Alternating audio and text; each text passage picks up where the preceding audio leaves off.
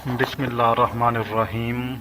محترم سامعین و ناظرین، ماں باپ کی محبت ایسی دولت ہے جس کا کوئی نعم و بدل نہیں۔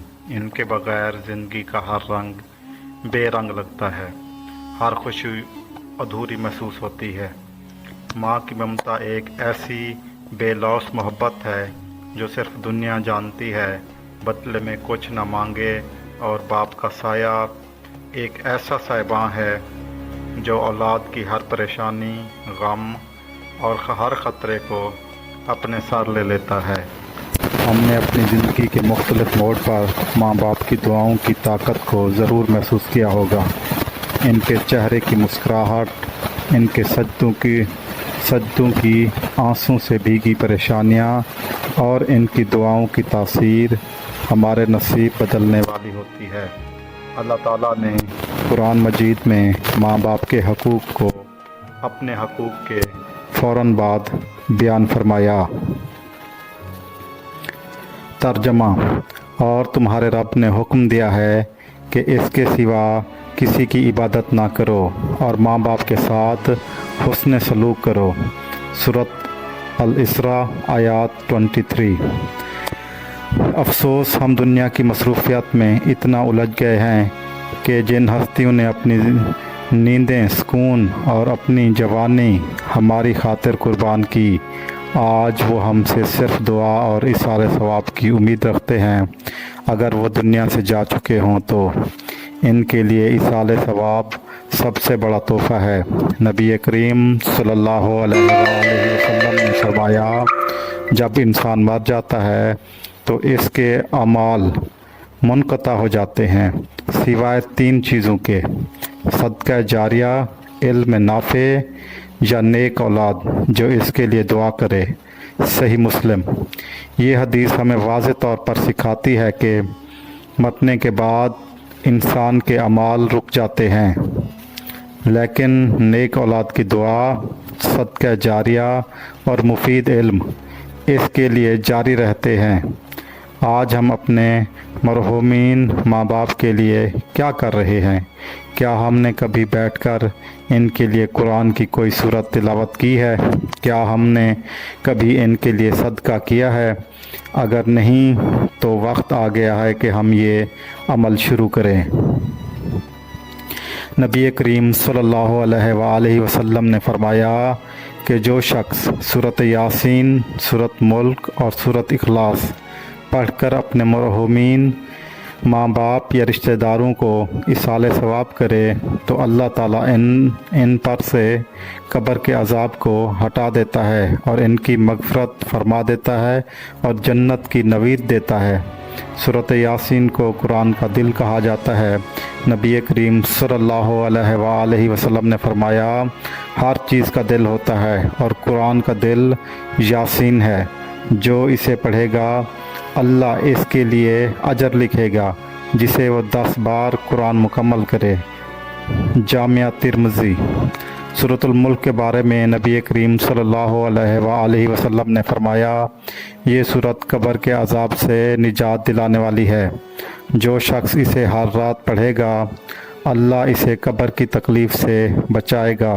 سنن ترمذی۔ سورۃ اخلاص کی فضیلت۔ سورۃ اخلاص کی فضیلت کے متعلق فرمایا، قل هو اللہ احد 2/3 قرآن کے برابر ہے۔ صحیح مسلم۔ ایصال ثواب کا طریقہ۔ ایصال ثواب کا طریقہ یہ بھی نبی کریم صلی اللہ علیہ وآلہ وسلم نے سکھایا۔ حضرت محمد صلی اللہ علیہ وآلہ وسلم نے فرمایا، اپنے مرحومین کو نہ بھولو، ان کے لیے دعا کرو، ان کی مغفرت مانگو، کیونکہ وہ تمہاری دعا کے سب سے زیادہ محتاج ہیں۔ سنن ابن ماجہ۔ ایصال ثواب کا مکمل طریقہ یہ ہے کہ سب سے پہلے درود شریف پڑھا جائے۔ درود شریف کوئی سا بھی ہو مگر افضل درود ابراہیمی ہے۔ اس کے ساتھ سورۃ یاسین کی مکمل تلاوت کی جائے، پھر سورۃ الملک تبارک اللہ ذی بیدہ الملک پڑھی جائے اور آخر میں سورۃ الاخلاص 12 مرتبہ پڑھی جائے۔ پھر دوبارہ درود شریف پڑھیں اور آخر میں ایک تسبیح استغفر اللہ کی इसके बाद अल्लाह ताला से दुआ करें कि आए अल्लाह ये सवाब हमारे वालिदैन, दादा, नाना, तमाम अजीज़ व क़ारिब और उम्मत मुसलमा के तमाम रहमीन को पहुँचा दे। एक बार दोबारा मुलाहिज़ा फरमाइए, दरूद शरीफ कोई भी हो मगर सबसे अफजल दरूद इब्राहीमी है। इसके बाद सूरत यासीन की मुकम्मल तिलावत की जाए, फिर सूरतुल मुल्क तबारकल्लाज़ी बियदिल मुल्क पढ़ी जाए और आखिर में सूरतुल इखलास 12 मरतबा पढ़ी जाए। फिर दरूद इब्राहीम दरूद शरीफ पढ़ा जाए और आखिर में एक तस्बीह अस्तगफिरुल्लाह की। इसके बाद अल्लाह ताला से दुआ करें कि आए अल्लाह ये सवाब हमारे वालिदैन, दादा, नाना, तमाम अजीज़ व क़ारिब और उम्मत मुसलमा के तमाम मरहूमीन को पहुँचा दे। हज़रत आयशा रज़ियल्लाहु तआला अन्हा से रवायत है कि एक मरतबा नबी करीम सल्लल्लाहु अलैहि वसल्लम शबान की दरमियानी रात को सजदे में बहुत देर तक रहे और बार बार ये दुआ दोहराते रहे, आए अल्लाह मेरा दिल तुझ पर ईमान लाया, मैं तेरी नेमतों का इकरार करता हूँ और अपनी ख़ताओं का इकरार करता हूँ, मुझे बख्श दे, तेरे सिवा कोई भी गुनाह माफ़ नहीं कर सकता। मुसन्नद अहमद।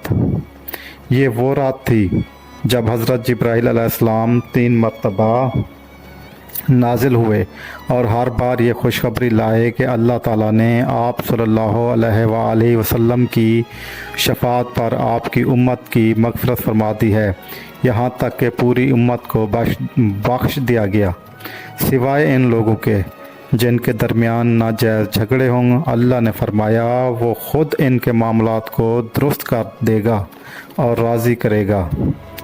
रसूलुल्लाह सल्लल्लाहु अलैहि वसल्लम ने फरमाया छोटे गुनाहों को मामूली न समझो, ये मिलकर इंसान को हलाक कर देते हैं, जैसे लकड़ियाँ जमा करके बड़ी आग जलाई जाती है। मुसन्नद अहमद। ज़िक्र अल्लाह के बारे में फ़रमाया, अल्लाह का ज़िक्र दिलों को सुकून देता है। कुरानी आयत का तर्जमा, ख़बरदार अल्लाह के ज़िक्र से दिलों को सुकून हासिल होता है। सूरत अल-अरद आयत 28। यही वजह है कि जो शख्स सूरत यासीन, सूरत मुल्क और सूरत इखलास को रोज़ाना की ज़िंदगी में शामिल करता है, इसकी ज़िंदगी में सुकून, रिज़्क़ में बरकत और मुश्किलात से निजात आती है। नबी करीम सल्लल्लाहु अलैहि वसल्लम का फरमान है, जो शख्स सुबहानल्लाह व बिहम्दिही 100 मरतबा कहता है, इसके तमाम छोटे गुनाह माफ़ कर दिए जाते हैं, हवा व समंदर की झाग के बराबर ही क्यों न हों। सही बुखारी। हज़रत उस्मान गनी रज़ियल्लाहु तआला अन्हु फरमाते हैं कि नमाज पचगाना की पाबंदी करने वाले को अल्लाह ताला 9 इनामात से नवाजता है। अल्लाह इसे महबूब बनाता है, तंदुरुस्ती अता कर फरमाता है, फरिश्ते इसकी हिफाजत करते हैं, घर में बरकत होती है, चेहरे पर नूर होता है, दिल नरम होता है, पुल सिरात से बिजली की तरह गुजरता है, जहन्नम से निजात पाता है और जन्नत में नेक लोगों का साथ नसीब होता है। ये सारी नेकियां इस शख्स के लिए हैं जो ख़ुद नेकी करता है और अपने वालिदैन, अपने मरहूम रिश्तेदारों को भी नेकियों का तोहफ़ा देता है। वो इसाले सवाब करता है, इनके लिए दुआएं करता है, कुरान पढ़ता है। यही वो अमल है जो कब्र में सुकून बन जाता है। हज़रत अब्दुल वहीद रहमतुल्लाह अलैह ने फरमाया, जन्नत में सब कुछ होगा लेकिन नमाज नहीं होगी, और मुझे सब कुछ के होते हुए भी जन्नत में नमाज ना होने का गम है। ये बात समझाती है कि दुनिया में किए गए नेक अमाल ही आखरत का सरमाया है। अल्लाह ताला हम सब को तौफीक दे कि हम अपने वालिदैन की कदर करें, इनकी ज़िंदगी में खिदमत करें और इनकी मौत के बाद इनके लिए इसाले सवाब, तिलावत, सदका जारिया और तमाम नेक अमाल का तोहफ़ा दें, बल्कि वो कब्र की सख्तियों से निजात पाकर जन्नत में आला मकाम हासिल करें। आमीन या रब्बुल आलमीन। मैं यहाँ आप सब से पर्सनली ये रिक्वेस्ट करता हूँ कि जब आपके वालिदैन, माँ बाप ज़िंदा हों तो उनकी खिदमत करें, ना कि जब फौत हो जाएं और फिर दुनिया को दिखावे के लिए पता नहीं बाद में क्या कुछ किया जाता है, क्या कुछ बांटा जाता है, क्या कुछ किया जाता है बाद में। जो बाद में करना है वही पहले कर लो। अपने माँ बाप की खिदमत करो, ये ना हो कि ये वक्त गुज़र जाए और ये मकाफ़त अमल है। जैसा आज हम अपने वालिदैन के साथ करेंगे कल हमारे साथ ही ऐसा होना है, ये तो पक्की बात है ना, ये आप लिख के रख लें। कोई मजबूरियाँ कुछ भी नहीं। जब हम छोटे होते हैं तो हमारी हर बात, हर अच्छी बुरी बात माँ बाप बर्दाश्त करते हैं और हमारी खुशी के लिए पता नहीं वो क्या कुछ करते हैं। और जब वो बुढ़ापे को पहुँचते हैं तो हम उनको ना टाइम देते हैं, ना उनकी इज़्ज़त करते हैं, ना उनका इलाज करते हैं। और जब वो इस दुनिया से वफ़ात पा जाते हैं तो अपने रिश्तेदारों, महल्ले वालों और आसपास के लोगों को दिखाने के लिए पता नहीं हम फिर उनके नाम पे पीछे क्या कुछ कर रहे होते हैं। वो सिर्फ दिखावा होता है। भाई कुछ करना है तो जब वो ज़िंदा हैं तो उनकी खिदमत करो, उनकी खिदमत में ही जन्नत है। उनके जाने के बाद जो है ना इसाले सवाब करें, इसाले सवाब ज़रूर करें। और जिस तरह के बाकी हम रस्मात करते हैं तो ये एक पसंदीदा अमल नहीं है।